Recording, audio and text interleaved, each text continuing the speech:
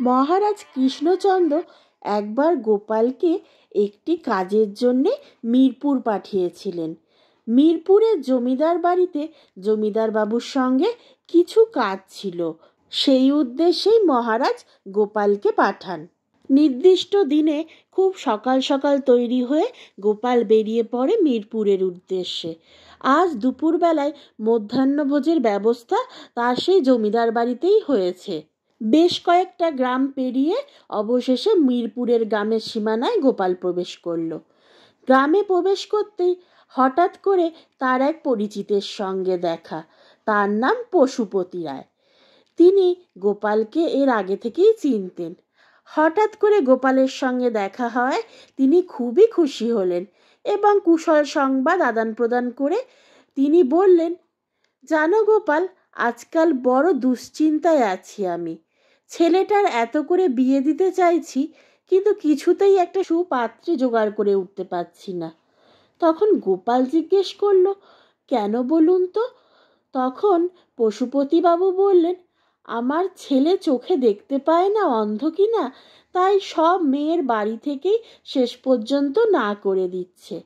এদিকে গোপাল, তুমি বিশ্বাস করবে না, তুমি হয়তো ভাববে আমি বাবা বলে বাড়িয়ে বলছি, এ তল্লাটে আমার ছেলের মতন ভালো ছেলে আর একটিও খুঁজে পাবে না।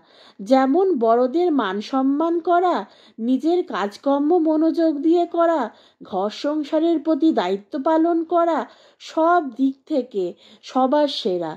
কিন্তু বেচারা ওই একটি দিকেতেই সবার থেকে পিছিয়ে পড়েছে, সেটা হলো তার দৃষ্টিশক্তি। এটা তো আর আমাদের হাতে নেই, বলো, কি আর করতে পারি? সবই ভগবানের ইচ্ছে। তিনি কাকে কিভাবে এই পৃথিবীতে পাঠাবেন সবই তো তার ইচ্ছে। গোপাল বলল, সে তো বটেই। তুমি চিন্তা করো না দাদা, এ কথা তো নিশ্চয়ই শুনেছ, জন্ম মৃত্যু বিয়ে তিন বিধাতা নিয়ে। সবই তো বিধাতা ওপর থেকে ঠিক করে রেখেছেন। কার সাথে কার বিয়ে হবে সবই পূর্ব পরিকল্পিত থাকে। তুমি একদম এসব নিয়ে ভেবো না দাদা। তবে আজ যে তুমি এই কথাটা আমার কানে তুলে দিলে, এতে বেশ ভালোই হলো। আমি তো এদিক সেদিক ঘুরে বেড়াই, অনেক সময় অনেকেই আমাকে তার ছেলে মেয়ের বিয়ের সম্বন্ধে বলে। তাহলে আমার সুবিধা হবে। এরপরে যদি কেউ বলে আমি তোমায় অবশ্যই জানাবো। এবং তুমি এ ব্যাপারে চিন্তা করা বন্ধ করে দাও। একবার যখন আমাকে বলেছ, আমি ঠিক একটা ব্যবস্থা করেই ছাড়ব। এই বলে গোপাল মিরপুরের দিকে পা বাড়ালো। রাজবাড়ি প্রায় পৌঁছাবো হয়ে এসছে। এমন সময় গোপালের সাথে আর এক ভদ্রলোকের দেখা। তার নাম হরিহর। এই হরিহর বাবুর সাথে গোপালের এর আগের বার যখন সেই জমিদার বাড়িতে এসেছিল, সেইখানেই তার পরিচয় হয়েছিল। হরিহরের সঙ্গে দেখা হয়ে গোপাল বলল, ওহে হরিহর, কেমন আছো? কত দিন হয়ে গেল তোমার সঙ্গে দেখা হয়নি। তখন হরিহর বলল, ভালোই আছি, ওই মেয়েটাকে নিয়ে যা একটু চিন্তা। গোপাল তখন বলে, তোমার আবার মেয়েকে নিয়ে চিন্তার কি হলো? তখন হরিহর বলে, মেয়ে তো বেশ বড় হয়ে গেছে দাদা, এবার তোর বিয়ের ব্যবস্থা করতে হবে। কিন্তু আমার মেয়েটার পায়ের একটু অসুখ আছে, সে একটু পাটা খুঁড়িয়ে খুঁড়িয়ে চলে, সেই জন্যে তার জন্যে আর একটা ভালো পাত্র জোগাড় করতে পারছি না। যেই তাকে দেখতে আসে তার ওই পা খুঁড়িয়ে চলার জন্যে তাকে বাতিল করে চলে যায়। এই নিয়ে কম সম্বন্ধ হলো না। বারবার সেজেগুজে বসে সকলের সামনে হাজার প্রশ্নের উত্তর দিতে দিতে মেয়েটা আমার ক্লান্ত হয়ে গেছে। তবু আজ পর্যন্ত একটি সুপাত্র ওর জন্য জোগাড় করতে পারিনি। কিন্তু বললে বিশ্বাস করবে না গোপাল, আমার মেয়ের মতন রূপে লক্ষ্মী গুণে সরস্বতী মেয়ে এ তল্লাটে আমি খুব কমই দেখেছি। কিন্তু কি করব বলো, সবই কপাল।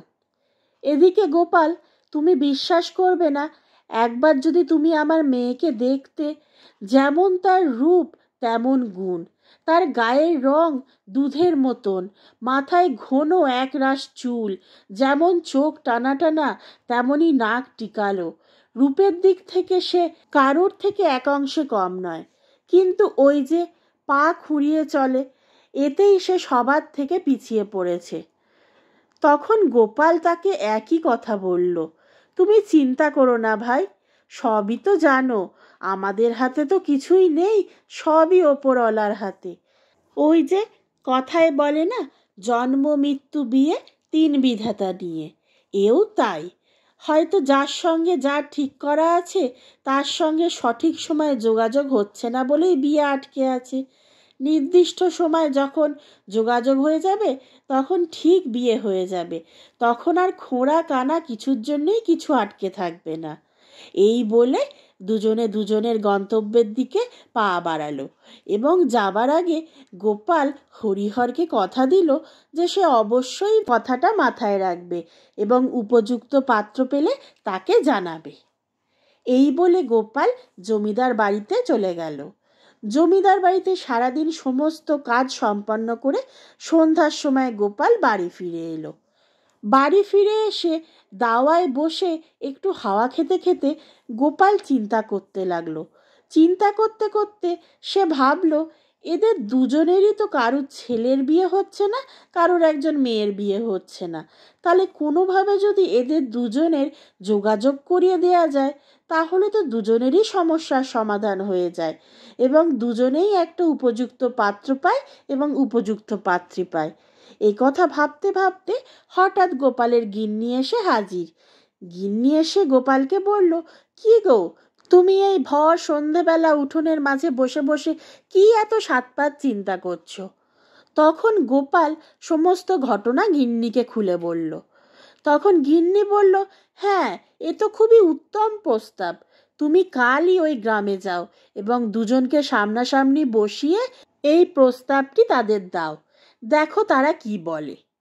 গোপাল গিন্নির কথায় সম্মতি জানিয়ে পরের দিন সকালবেলায় আবার সেই গ্রামে গিয়ে হাজির হলো এবং দুজনকে ডেকে একটা জায়গায় বসলো এবং সমস্ত ব্যাপারটা বুঝিয়ে দুজনকে বলল।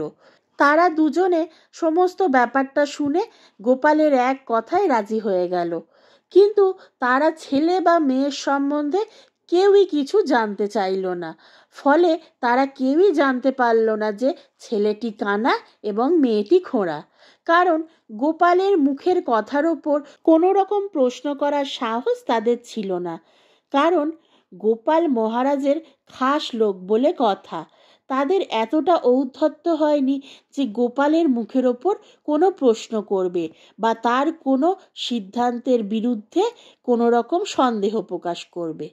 তাই গোপালের কথা মতন তাদের দুজনের ছেলে মেয়ের বিয়ে নির্দিষ্ট দিনে পাকা হয়ে গেল। বিয়ের দিন উপস্থিত হলো। গোপালের ওপর আজ বিশাল দায়িত্ব। সকাল থেকেই গোপাল সমস্ত কাজে ব্যস্ত। বিয়ের সমস্ত ব্যাপারটা তদারকি করার দায়িত্ব গোপালের ওপরেই পড়েছে। সন্ধেবেলা বিয়ের শুভ মুহূর্ত উপস্থিত হলো। সেই সময় পুরোহিত মশাই পাত্র এবং কন্যা দুজনকেই মণ্ডপে আনতে বললেন। পাত্রপাত্রী দুজনেই মণ্ডপে এলো এবং সমস্ত আচার আচরণ মেনে বিবাহ সম্পন্ন হলো। বিবাহ সম্পন্ন হবার পর পাত্রপক্ষ এবং পাত্রীপক্ষ উভয়রাই বুঝতে পারল যে মেয়ে খোঁড়া এবং ছেলেটিও চোখে দেখতে পায় না। এই নিয়ে তাদের মনটা খুবই ভারাক্রান্ত হয়ে গেল। তখন তারা গোপালকে ডাকলো এবং তাদের এই সন্দেহের কথা জানালো। গোপাল তখন বলল, হ্যাঁ, এ কথা তোমরা আগে বুঝতে পারোনি? তখন তারা বলল, গোপাল তো তাকে আগে কিছু বলেনি। তখন গোপাল বলল, এ আর বলার কি আছে, তোমারও ছেলের মধ্যে একটা খুঁত রয়েছে, তোমারও মেয়ের মধ্যে একটা খুঁত রয়েছে, সেই কারণেই আমি এদের দুজনের বিয়ে ঠিক করেছি। কারণ কোনো পরিস্থিতিতেই কোনো অবস্থাতেই কেউ কাউকে ছোট করতে বা অসম্মান করতে পারবে না, কারণ দুজনের মধ্যেই একটা করে খুঁত রয়েছে। আর এ কথা আমি জেনে বুঝেই তোমাদের আগে বলিনি, কারণ তোমরা আগে থেকে জানলে এই বিয়েতে কিছুতেই সম্মত হতে না। কিন্তু এখন তো বিবাহ সম্পন্ন হয়ে গেছে, এখন আর তোমরা চেয়েও কিছু করতে পারবে না। আর আমি মনে করি ওদের বিবাহিত জীবনে এই কারণ দুটি কোনো সমস্যারই সৃষ্টি করবে না। তাই মনের মধ্যে কোনো রকম ভার না রেখে ওদের দুজনকে প্রাণ ভরে আশীর্বাদ করো, যাতে ওদের এই নতুন সাংসারিক জীবন সুখে শান্তিতে ভরে ওঠে। এই ধরনের সুন্দর সুন্দর গল্প শোনার জন্যে এখনই আমার চ্যানেলটি সাবস্ক্রাইব করে নিন। আর গল্পটি কেমন লাগলো তা অবশ্যই কমেন্ট করে জানাবেন।